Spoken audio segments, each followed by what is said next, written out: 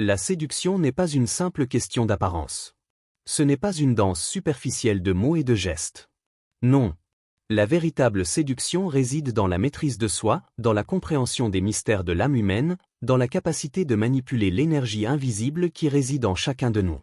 C'est une science. Un article. Une science enseignée par Niccolò Machiavelli, l'un des plus grands stratèges de l'histoire. Ceux qui ne parviennent pas à changer leurs pensées ne peuvent pas espérer changer leur destin. Napoléon Hill. Aujourd'hui, nous allons explorer 8 habitudes machiavéliques, des principes invisibles mais puissants, qui vous permettront de séduire chaque femme instantanément. Ce n'est pas par des actions hâtives, mais par une transformation intérieure. Le pouvoir de la pensée organisée et de la foi inébranlable. L'indifférence charismatique, la force de l'invisible. Imaginez-vous, dans une grande salle remplie de gens. Les rires s'élèvent, des conversations s'entrelacent dans une cacophonie de bruit. Au milieu de cette agitation, un homme se tient seul, calmement, observant. Il ne parle pas, ses gestes sont mesurés, simples, presque imperceptibles. Mais, paradoxalement, il semble attirer l'attention de tous, comme un phare dans la nuit. Pourquoi ? Parce qu'il incarne l'indifférence charismatique, un état d'être où l'on n'a rien à prouver, où l'on n'est pas en quête de validation extérieure. L'indifférence ici ne se confond pas avec le mépris ou la froideur, bien au contraire. Elle est l'art de se détacher de tout ce qui pourrait nous faire perdre notre centre. C'est un silence qui parle, un calme qui impose. Un homme qui n'a pas besoin de courir après l'attention des autres car il sait que la vraie séduction réside dans le détachement.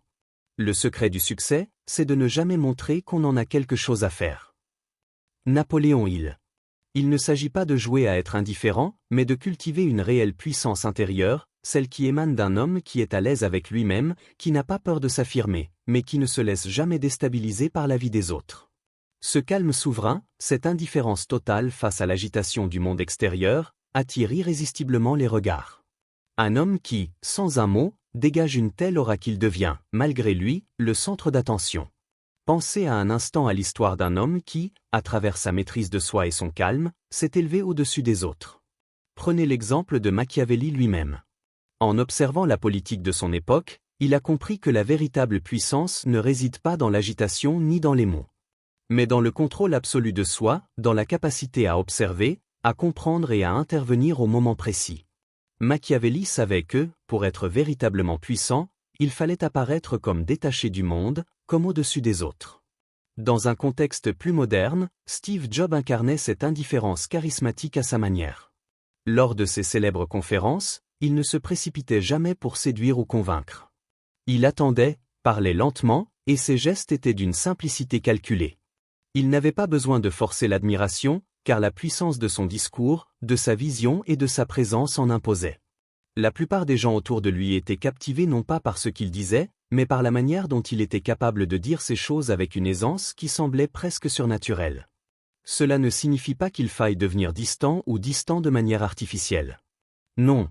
Il s'agit d'un détachement naturel, où l'on ne court jamais après l'approbation. C'est l'art de cultiver un espace intérieur où l'on est totalement aligné avec ses valeurs et ses désirs. Lorsqu'un homme est connecté à son essence, il n'a pas besoin de montrer qu'il a un intérêt quelconque pour l'opinion des autres.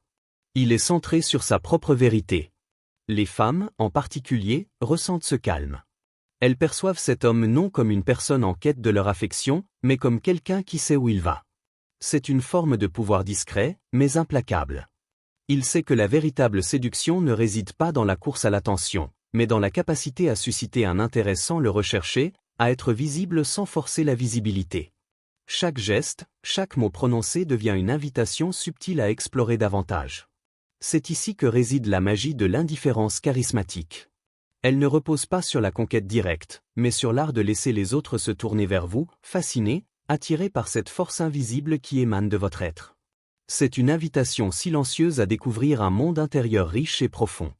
Cela ne signifie pas rester insensible ou froid, mais être si en harmonie avec soi-même que l'on n'a jamais besoin de courir après quoi que ce soit.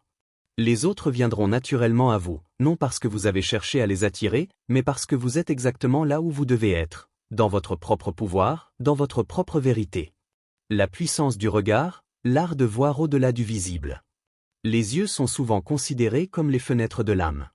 Mais, plus qu'un simple cliché, cette vérité porte en elle un pouvoir ancien et mystérieux, celui d'une connexion profonde et silencieuse entre deux êtres. Le regard n'est pas qu'un outil de communication, il est une arme secrète qui peut, en un instant, capturer l'essence même d'un être humain.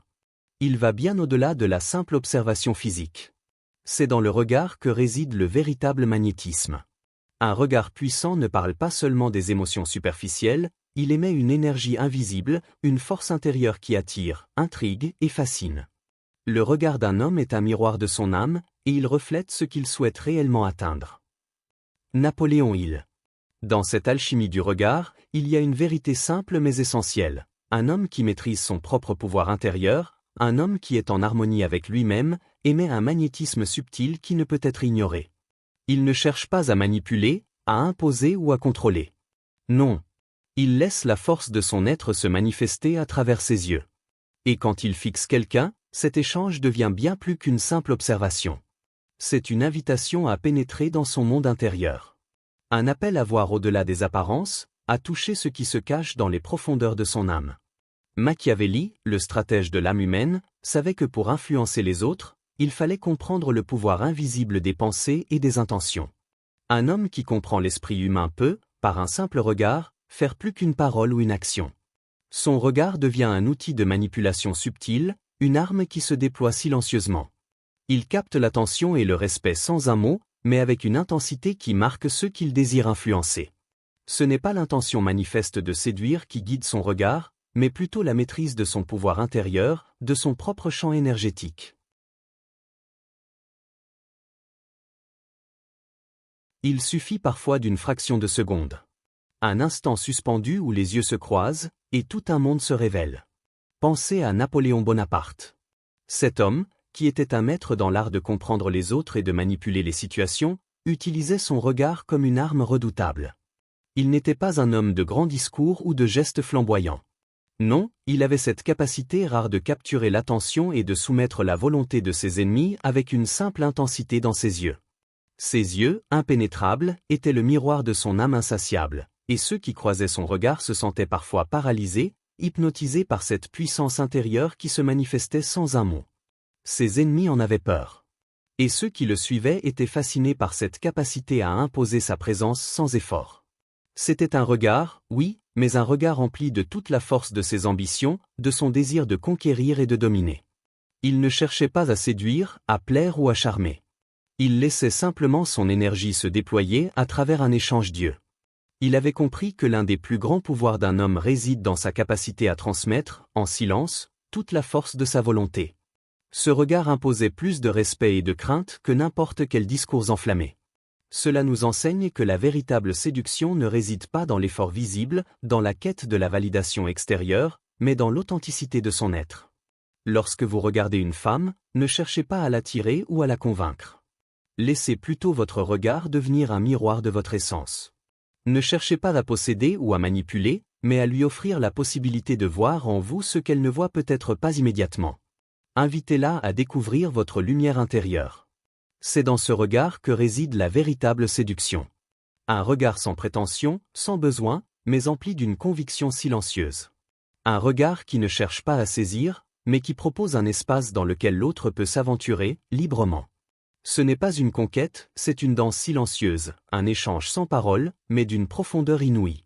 C'est la danse des âmes, où chaque regard devient un langage secret entre deux mondes. Dans le quotidien, vous pouvez observer cet art dans les plus grands leaders, les plus grands orateurs. Prenez Barack Obama par exemple, qui, même sans dire un mot, pouvait captiver une salle entière avec son regard. Sa capacité à maintenir un contact visuel constant, à communiquer avec ses yeux, à transmettre ses intentions sans forcer la main, est un modèle de ce pouvoir du regard. Ses yeux étaient le reflet de ses convictions profondes, de sa maîtrise de la situation, et les gens étaient naturellement attirés par cette force tranquille. Un regard qui imposait une confiance absolue, une certitude inébranlable.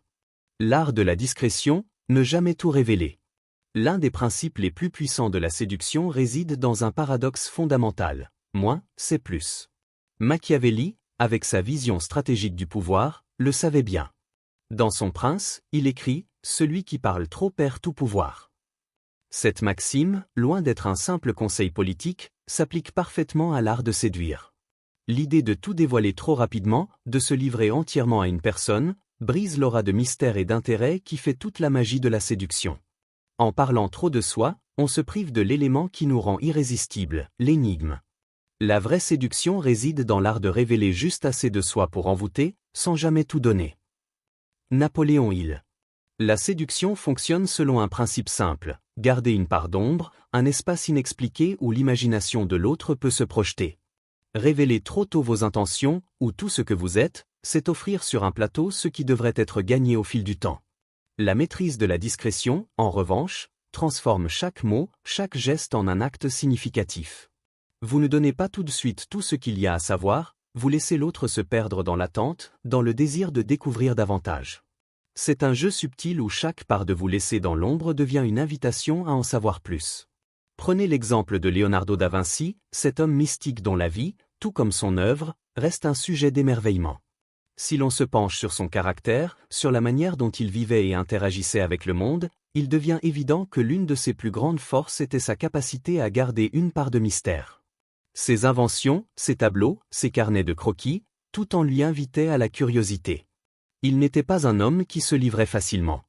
Il se cachait derrière l'ombre de son génie, offrant au monde une lumière rare et fascinante, mais sans jamais trop se dévoiler. Cette capacité à ne jamais tout révéler, à ne pas dévoiler immédiatement ses pensées les plus profondes, ses idées les plus créatives, a fait de lui un personnage mystique, une légende vivante. La séduction de Leonardo ne se trouvait pas dans la recherche effrénée de l'attention. Elle résidait dans ce silence volontairement maintenu autour de son être. À travers ses gestes, ses œuvres, mais aussi son absence de dévoilement, il suscitait une fascination, une attention qu'aucune tentative d'explication hâtive n'aurait pu générer. Chaque œuvre, chaque mot qu'il disait était lourd de sens, et c'était cette rareté, cette exclusivité, qui suscitait le désir et l'admiration. Dans la séduction, la règle est la même. C'est la maîtrise de l'invisible, l'art de dévoiler juste ce qu'il faut, quand il le faut. Imaginez que vous tissiez un fil de soie invisible, un fil qui s'étend lentement, mais avec une force inébranlable. Chaque parole, chaque geste doit être comme une perle rare qu'on laisse tomber dans un océan d'attente. Ce n'est pas dans l'épanchement que réside le pouvoir, mais dans l'étrangeté de l'attente. Lorsque vous vous dévoilez progressivement, que vous laissez l'autre se questionner sur ce que vous êtes, ce qui motive vos gestes et vos paroles, vous devenez une énigme irrésistible. Chaque mot que vous prononcez doit donc être mesuré, non pour paraître froid ou insensible, mais pour être vu comme une offrande précieuse, une perle qui n'est donnée qu'à ceux qui méritent de la recevoir. Ne laissez pas vos intentions être évidentes.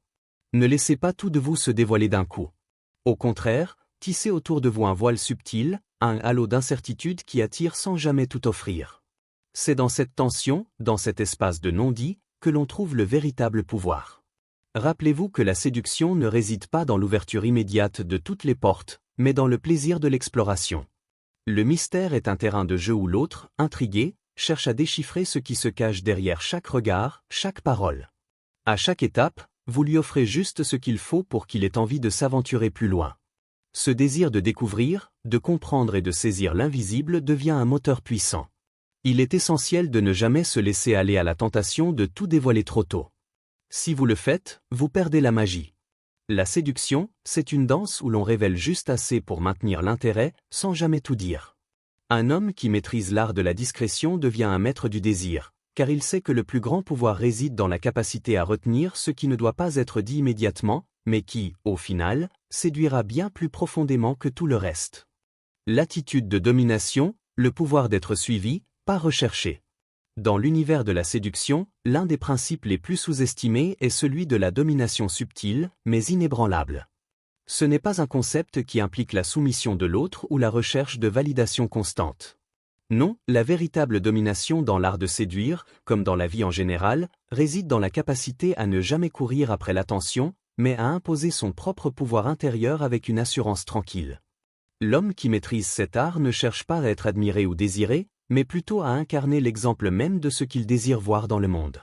Il n'est pas dans la quête du regard des autres, il marche avec une telle confiance en lui-même que ceux qui l'entourent, qu'ils le veuillent ou non, se retrouvent à le suivre. La véritable richesse n'est pas dans ce que l'on possède, mais dans la façon dont on s'impose dans le monde. Napoléon Hill. Cette phrase de Napoléon Hill résume parfaitement l'essence de l'attitude de domination. Le véritable pouvoir ne réside pas dans ce que vous possédez ou dans ce que vous pouvez offrir au monde.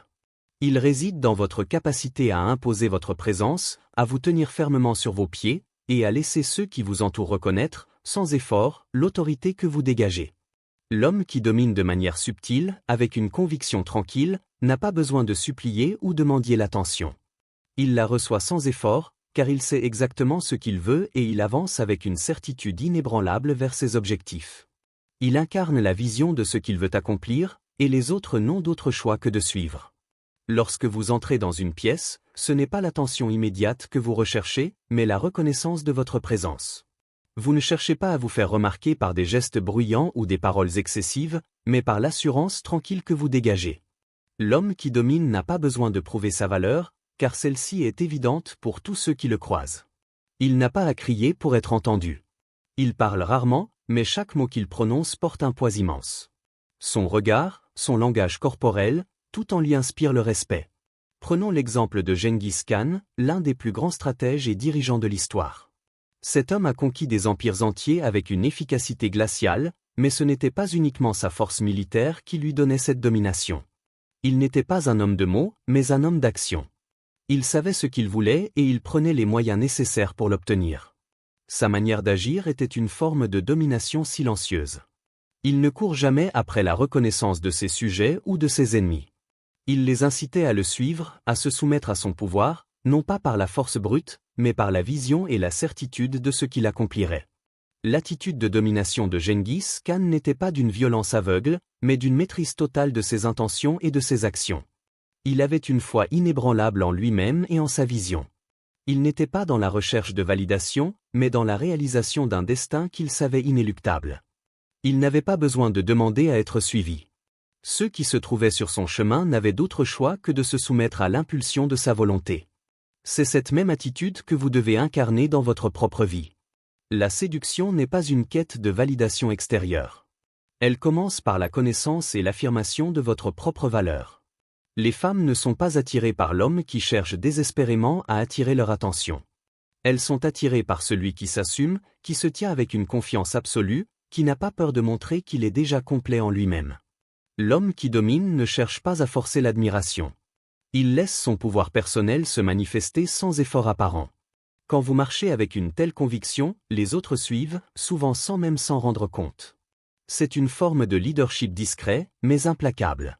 Ce pouvoir ne vient pas d'un désir de contrôler les autres, mais d'une certitude profonde dans vos propres actions et intentions. Vous ne cherchez pas à séduire, à manipuler, à impressionner. Vous avancez simplement vers ce que vous voulez, et ceux qui sont destinés à vous accompagner dans cette vision se mettront naturellement à votre côté.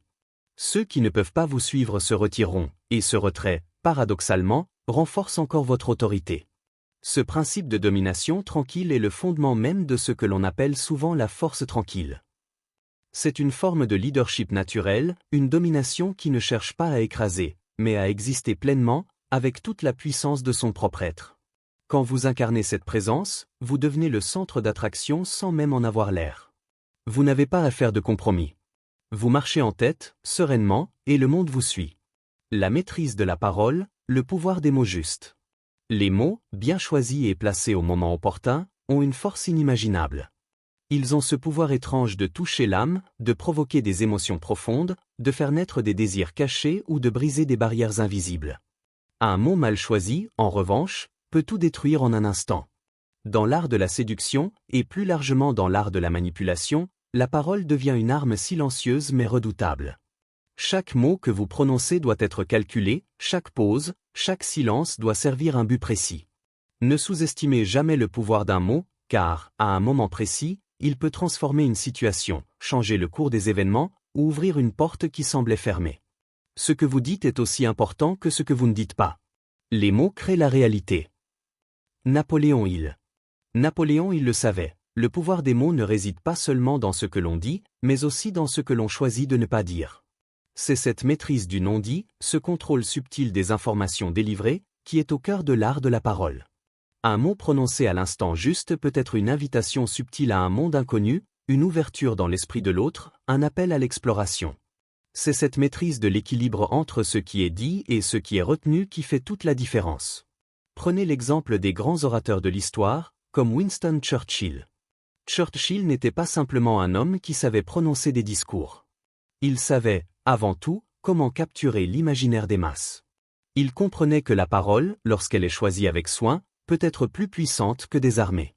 Son discours « We shall fight on the beach », prononcé pendant la Seconde Guerre mondiale, ne se contentait pas de décrire une situation, il enflammait les cœurs, galvanisait les esprits et poussait des milliers de personnes à l'action.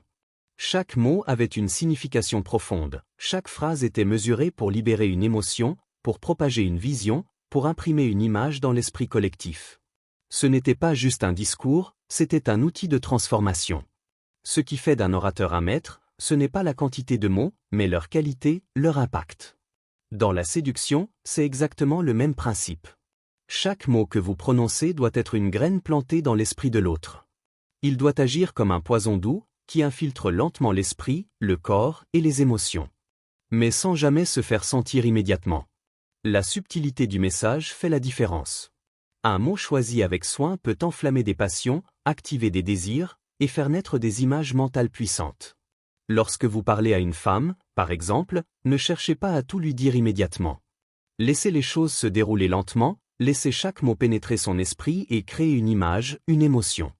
Un mot peut susciter une sensation de confort, un autre peut piquer la curiosité, un autre encore peut enflammer l'imagination.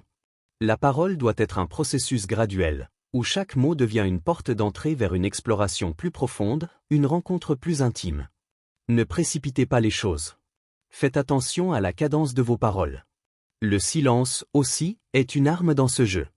Il n'est pas nécessaire de remplir chaque pause de parole.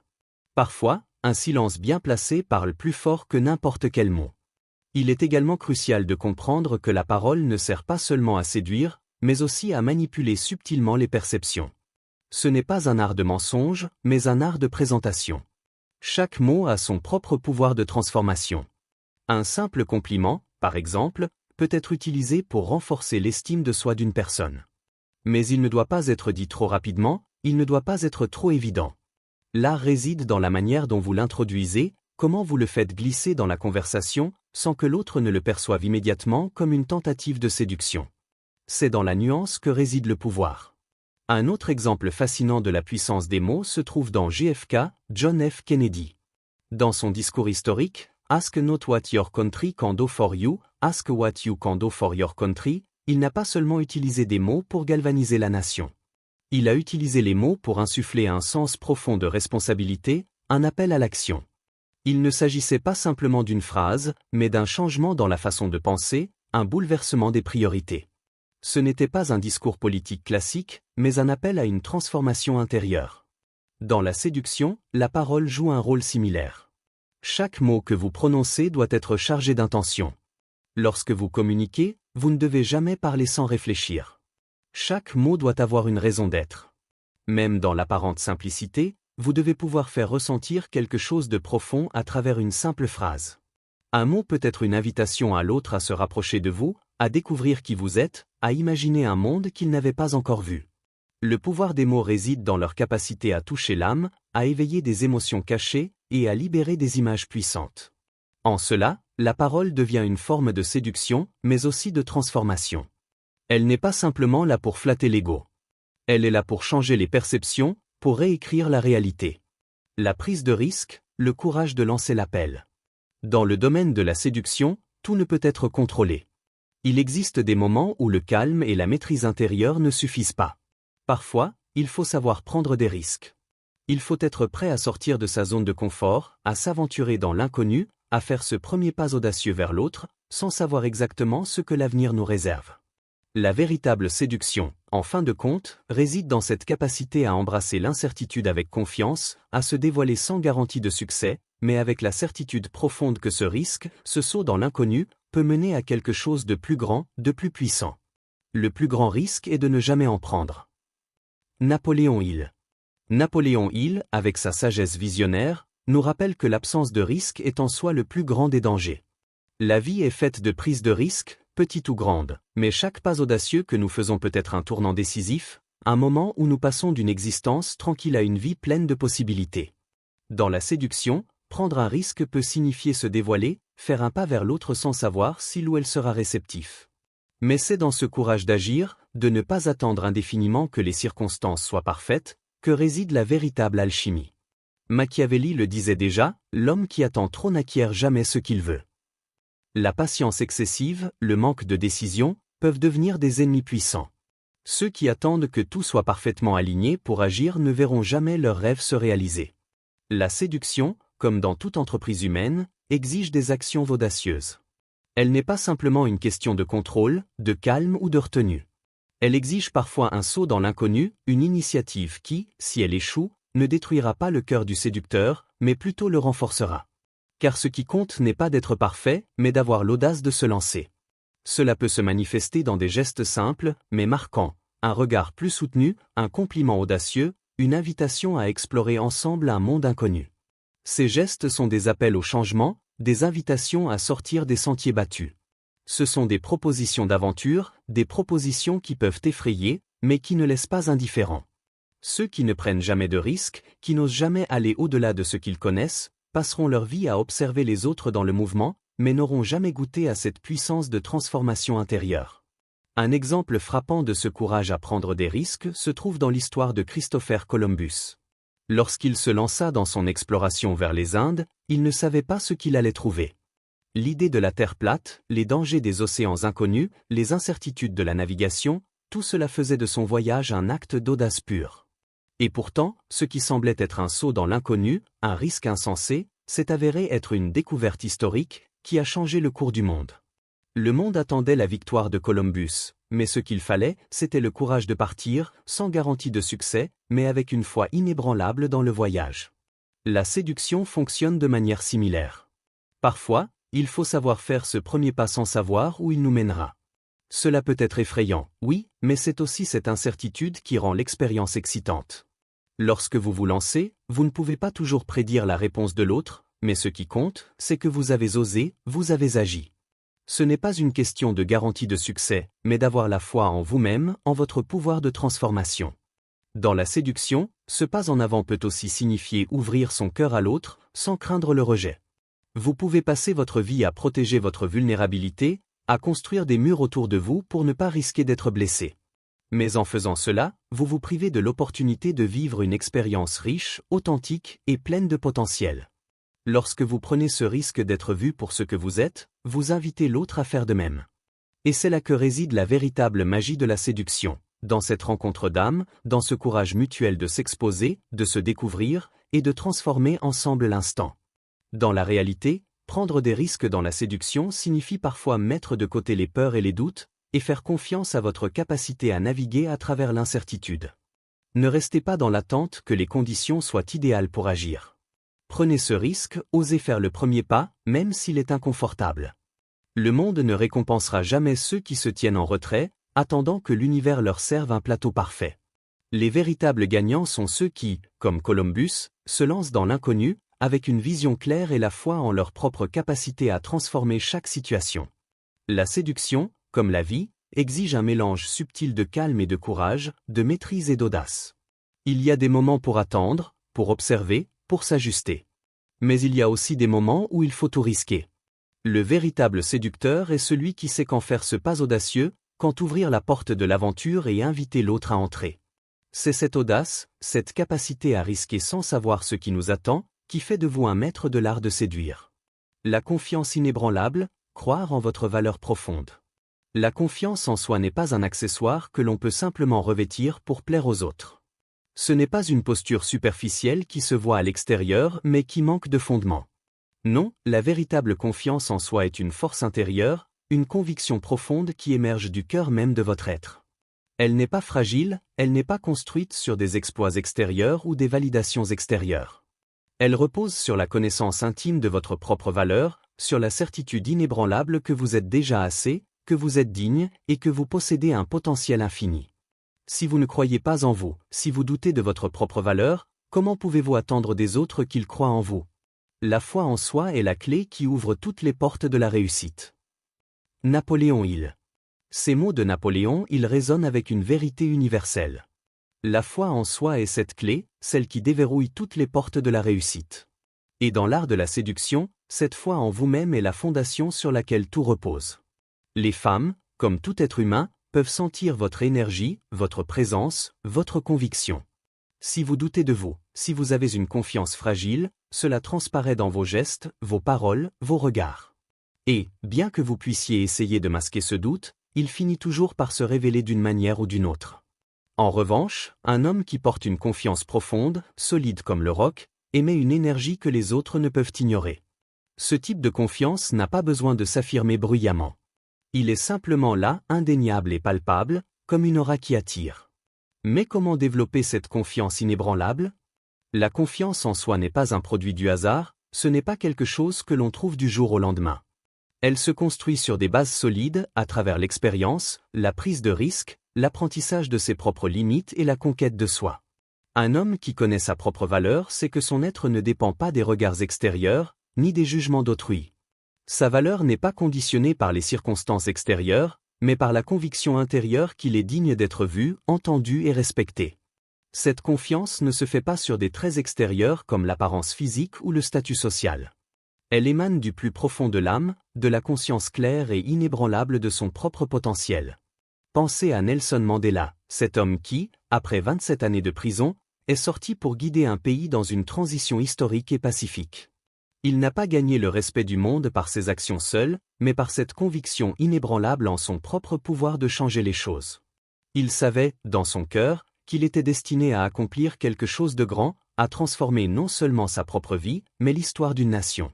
Et il a, avec une foi tranquille et une confiance totale en lui-même, conduit son pays vers un avenir plus juste. Ce n'est pas la taille de ses actions qui a inspiré, mais la force de sa conviction intérieure. Dans la séduction, cette même conviction est ce qui fait que les femmes, et les gens en général, seront naturellement attirés par vous. Ce n'est pas votre apparence qui impressionne, ce n'est pas la richesse de vos paroles, c'est la force tranquille qui émane de votre être. Un homme confiant, véritablement ancré dans sa propre valeur, dégage une énergie unique. Il ne se précipite pas pour prouver sa valeur, il la vit à chaque instant. Il sait que son existence seule est suffisante. Et cela est magnétique. L'une des clés de la confiance en soi est la maîtrise de ses propres pensées et croyances. L'esprit humain est un terrain fertile. Il est aussi un jardin que vous cultivez. Si vous y plantez des graines de doute, de peur et d'incertitude, c'est ce que vous récolterez. Mais si vous y cultivez des pensées positives, des croyances en votre valeur et en votre potentiel, vous verrez devenir l'homme que vous avez toujours voulu être. Cette transformation intérieure est la clé. La confiance en soi ne se nourrit pas des applaudissements extérieurs, mais de l'amour de soi et de la reconnaissance profonde de votre propre lumière. Un autre exemple puissant est Steve Jobs, un homme dont la confiance inébranlable en sa vision a façonné l'une des entreprises les plus influentes du monde. Jobs n'était pas toujours l'homme le plus populaire, il était même parfois impitoyable, mais il avait une vision claire et une foi absolue dans son projet. Sa confiance en son potentiel, en ce qu'il était capable d'accomplir, a propulsé Apple vers des sommets inégalés. Il n'a jamais cherché à plaire à tout le monde, car il savait que son potentiel, son authenticité et sa vision étaient suffisamment puissants pour attirer ceux qui étaient prêts à le suivre. Il est essentiel de comprendre que la confiance véritable ne réside pas dans l'admiration ou la validation des autres. C'est un processus intérieur, une reconnaissance de votre propre grandeur, un acte de foi envers vous-même. Lorsque vous êtes véritablement connecté à votre valeur profonde, vous ne doutez pas. Vous savez que vous êtes digne d'être vu, d'être aimé, et vous attirez naturellement à vous ceux qui vous reconnaissent pour ce que vous êtes. Chaque femme peut être séduite. Mais cette séduction n'est pas le fruit d'un jeu de manipulation superficielle. Elle découle de la transformation intérieure, de la maîtrise des principes invisibles qui régissent l'univers. Lorsque vous appliquez ces 8 habitudes, vous ne devenez pas seulement un maître de la séduction, mais un maître de votre propre destinée. À vous de jouer. Devenez l'architecte de votre propre réalité.